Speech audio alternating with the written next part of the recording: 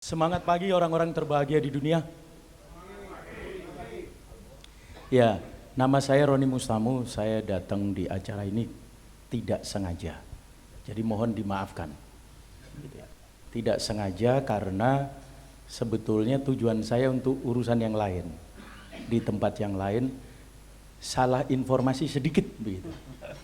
Sehingga oleh Pak Simon Hadi Pranoto dibilang, ayo kita besok pagi sama-sama, tempatnya dekat. Kebetulan saya nginep di sebelah.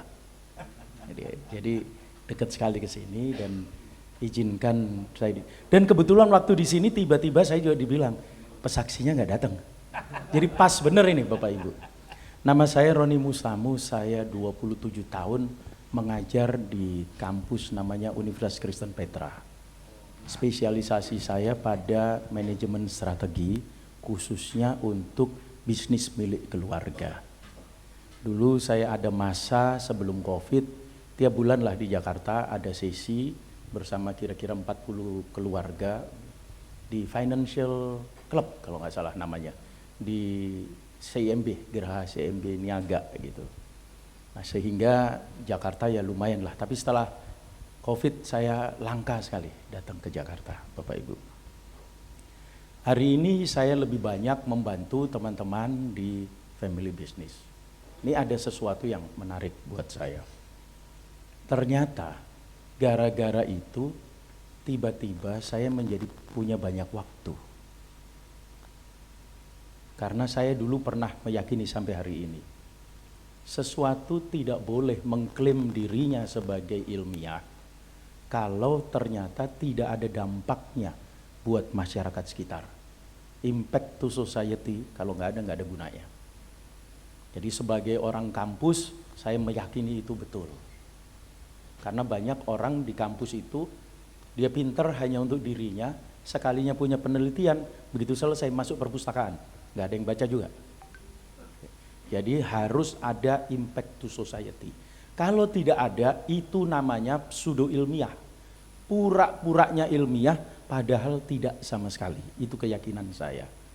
Nah dampaknya Bapak Ibu, ketika saya memilih untuk kemudian lebih banyak meluangkan waktu ke consulting, tiba-tiba banyak telepon masuk yang saya nggak sengaja sebetulnya. Salah satu diantaranya adalah diajak ikut full gospel.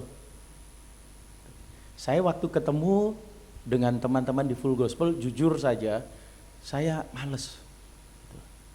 Karena saya lihat ini ngapain ini, kalau persekutuan di gereja banyak. Jadi saya masih belum ketemu benar visi misi yang seperti tadi disampaikan. Seiring dengan waktu, entah bagaimana, saya juga lupa kisahnya, yang pasti terus menjadi sangat rajin. Satu hal yang mendorong saya sangat rajin itu adalah begini, kita ini diminta untuk menjadi pesaksi yang efektif.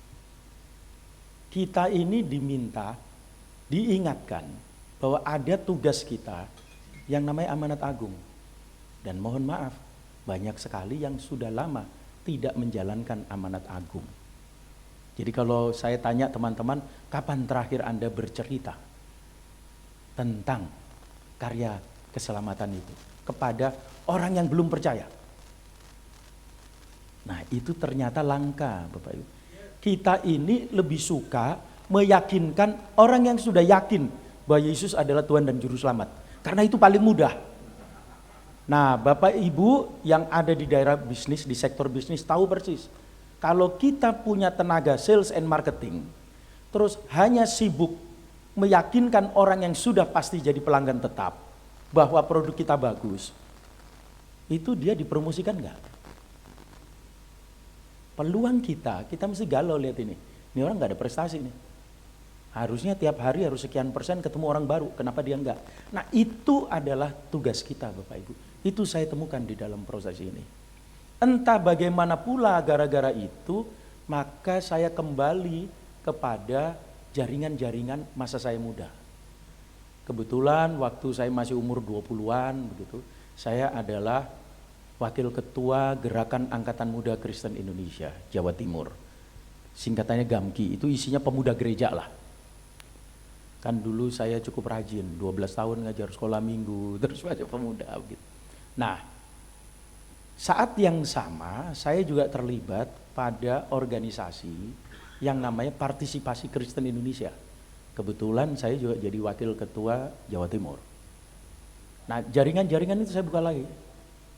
Hari ini Bapak Ibu, ternyata saya kemudian berpikir, jangan-jangan ini yang Tuhan maksudkan. Kenapa saya tiba-tiba ditarik masuk full gospel yang menurut saya, itu kan persekutuan biasa-biasa saja. Tapi tidak mau juga disebut persekutuan. Kita meeting Pak Roni, bukan persekutuan. Iya deh, terserah ibu pakai nama apa, saya bilang gitu.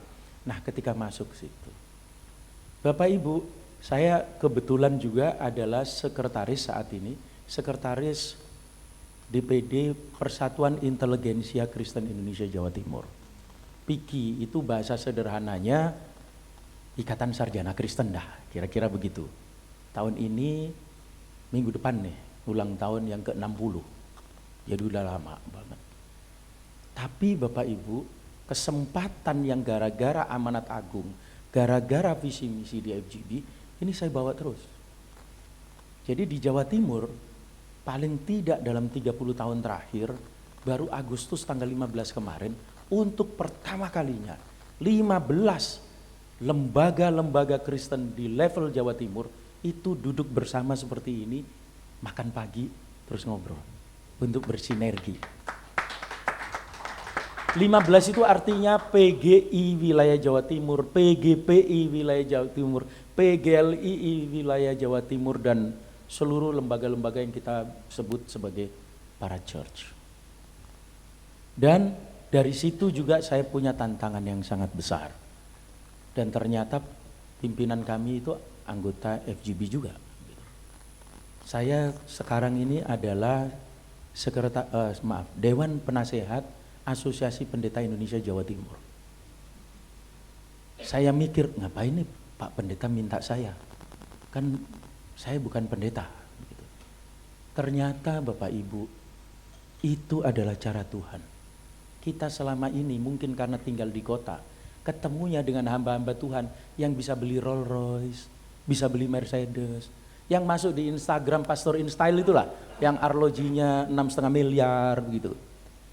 Bapak Ibu, saya ketemu hamba Tuhan yang waktu ketemu, beliau bersaksi, Pak Roni, saya tadi kaget, di rekening bank saya hari ini, saat ini, tinggal Rp25.000. Pada bulan berikutnya orang lain lagi ketemu, tadi tinggal 15.000 Pak. Bapak Ibu, di Jawa Timur sangat banyak hamba Tuhan yang untuk BPJS ketenaga kerjaan yang satu bulannya 16.500, itu banyak yang belum jadi anggota. Dan ini tantangan. Ya puji Tuhan, minggu lalu ketemu dengan orang yang bilang, Pak Roni kumpulin lah, di Surabaya dan Sidoarjo ada berapa, nanti saya yang bayarin. Nah, saya terus bayangkan, kalau saya tidak bergabung dengan FGB, saya nggak ketemu nih sama yang beginian. Tapi Bapak Ibu, ternyata di FGB juga saya punya sedikit masalah. Masalahnya adalah begini, kita ini kan disuruh multiplikasi. Iya kan? Chapter harus membelah diri. Kita disuruh membawa jiwa baru. Kan katanya menjangkau di marketplace. Tapi saya sering ketemu orang yang dalam 1 tahun, 2 tahun, 3 tahun terakhir gak pernah ngajak orang datang. Jadi di mana tuh? Bahkan saya kalau di Jawa Timur suka tanya, kita katanya tahun ini temanya Impactful Business and Community Life. Di mana impactnya? Jadi saya ingatkan, kalau kampus harus punya impact to society, kalau enggak nanti pseudo ilmiah. Nah kalau kita FGB tidak ada impact to society, tidak melakukan pendekatan kepada teman-teman di marketplace, itu mau kita sebut apa? Kalau kampus kan saya sebut pseudo ilmiah. Jangan-jangan kita pseudo rohani. Ini tantangan buat kita. Tuhan berkati. Amin.